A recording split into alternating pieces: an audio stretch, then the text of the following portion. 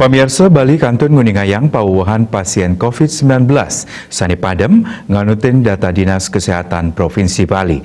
Pasien padem inucap rau saking Tabanan miwah Badung. Keselehin antuk yusanipun akehan mayuse nenten langkungan seket warse tur sani pinih muda mayuse 3 warse.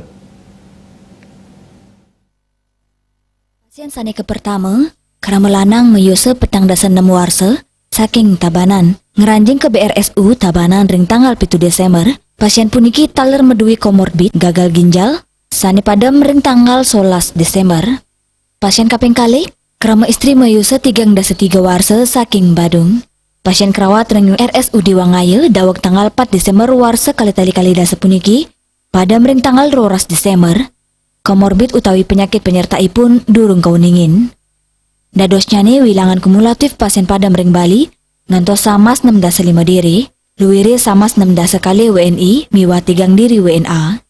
Kawentanan wadaripun akehan ring Denpasar, antuk sieda 5 diri, Gianyar antuk 7 diri, miwa Buleleng antuk 6 kali diri.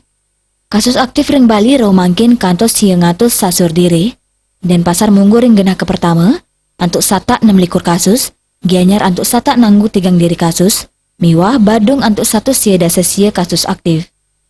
Tia Dewi Rendra Devita Bali Pos Nguningayang.